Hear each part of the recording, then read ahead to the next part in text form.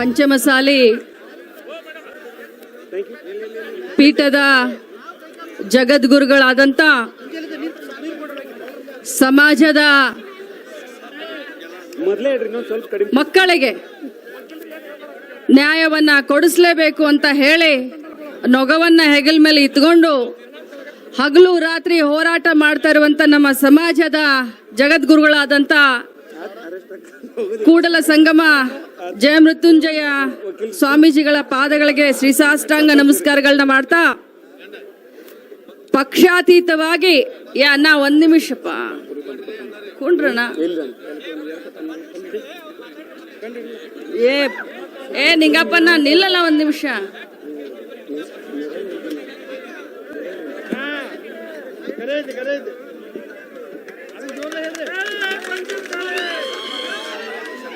ಪಕ್ಷಾತೀತವಾಗಿ ಈ ಒಂದು ಹೋರಾಟದಲ್ಲಿ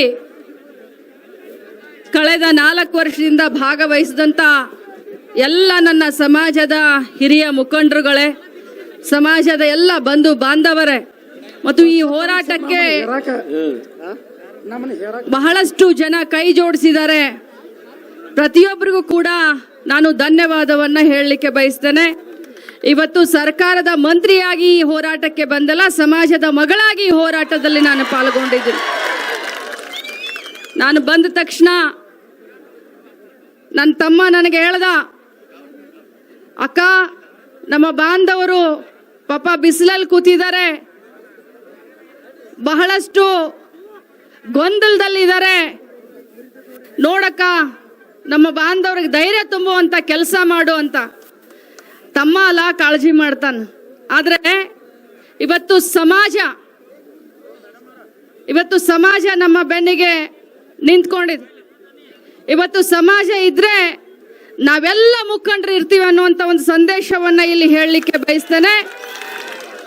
ನಾನು ಜಾಸ್ತಿ ಮಾತಾಡೋದಿಲ್ಲ, ಗುರುಗಳಿಗೆ ಎಲ್ಲ ಹೇಳಿದ್ದೀನಿ, ಮುಖಂಡರುಗಳಿಗೂ ಕೂಡ ಎಲ್ಲ ಗೊತ್ತಿರುವಂತ ವಿಚಾರ. ಒಂದೇ ಒಂದು ವಿಚಾರವನ್ನ ಹೇಳಲಿಕ್ಕೆ ಬಯಸ್ತೇನೆ.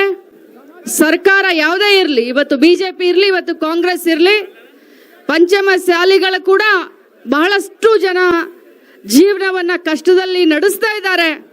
ಹಿಂದಿನ ಹೋರಾಟದಲ್ಲೂ ಇದೇ ದಾಟಿಯಿಂದ ಮಾತಾಡಿದ್ದೀನಿ, ಇವತ್ತಿನ ಹೋರಾಟದಲ್ಲೂ ಅದೇ ದಾಟಿಯಿಂದ ಮಾತಾಡ್ತಾ ಇದ್ದೀನಿ. ನನ್ನ ಸಮಾಜಕ್ಕೆ ನ್ಯಾಯ ಸಿಗಬೇಕನ್ನೋದೇ ಸಮಾಜದ ಮಗಳಾಗಿ ನನ್ನ ಒಂದು ಆಶೆ. ಅದನ್ನ ಮಾನ್ಯ ಮುಖ್ಯಮಂತ್ರಿಗಳು ಕೂಡ ಒಮ್ಮಲ್ಲ ಎರಡಲ್ಲ ಪದೇ ಪದೇ ನಾವು ಗಮನಕ್ಕೆ ತೆಗೆದುಕೊಂಡು ಬಂದಿದ್ದೀವಿ, ಚರ್ಚೆಯನ್ನು ಕೂಡ ಮಾಡಿದ್ದೀವಿ. ಮುಂದೆ ಸಮಾಜ ಏನು ಹೇಳುತ್ತೋ ಆ ದಿಕ್ಕಿನಲ್ಲಿ ನಾನು ಸಾಗ್ತೀನಿ ಅನ್ನುವಂತ ಮಾತನ್ನ ಹೇಳಿ ಪಂಚಮಸಾಲಿ ಹೋರಾಟಕ್ಕೆ ಜಯವಾಗ್ಲಿ, ನನ್ನ ಸಮಾಜದ ಬಾಂಧವರಿಗೆ 2A ಮೀಸಲಾತಿ ಸಿಗ್ಲಿ ಅಂತ ನಾನು ಪ್ರಾರ್ಥನೆಯನ್ನ ಮಾಡಿಕೊಂಡು ನಮ್ಮ ಈ ಒಂದು ಹೋರಾಟಕ್ಕೆ ಖಂಡಿತವಾಗ್ಲೂ ಇವತ್ತಿಲ್ಲ ನಾಳೆ ಜಯ ಸಿಕ್ಕತ್ತೆ ಅನ್ನುವಂತ ಆತ್ಮವಿಶ್ವಾಸದಿಂದ ನನ್ನ ಮಾತನ್ನ ಮುಗಿಸ್ತೀನಿ. ಧನ್ಯವಾದಗಳು. ನಮಸ್ಕಾರ. ನನ್ನ ಹೆಸರು ಸೋಮಶೇಖರ್ ಅಂತ, ಈಕೆ ನಮ್ಮ ಮನೆಯವರು. ನಮಸ್ಕಾರ, ನನ್ನ ಹೆಸರು ಕಮಲಾ ಅಂತ. ನಮ್ಮ ಮನೇಲಿ ನನ್ನ ಮಕ್ಕಳಿಗೆ ಸಿಕ್ಕಾಪಟ್ಟೆ ಆರೋಗ್ಯ ಸಮಸ್ಯೆ, ಮನೇಲಿ ಸಿಕ್ಕಾಪಟ್ಟೆ ಫೈನಾನ್ಷಿಯಲಿ ಪ್ರಾಬ್ಲಮ್ ಸಹ, ಮನೇಲಿ ನೆಮ್ಮದಿನೇ ಇಲ್ಲ. ನಾವು ಏನೇ ಕೆಲಸ ಮಾಡಕ್ ಹೋದ್ರು ಕೈ ಗುಡ್ತಾನೆ ಇರಲಿಲ್ಲ. ಏನೇ ಬಿಸ್ನೆಸ್ ಮಾಡೋ ಬರೀ ಲಾಸೇ ಆಗ್ತಾ ಇತ್ತು. ನಮ್ಮ ರಿಲೇಷನ್ಸ್ ಅಂತೂ ನಮ್ಮನ್ನ ಶತ್ರುಗಳಾಗಿ ಕಾಡ್ಬಿಟ್ರು.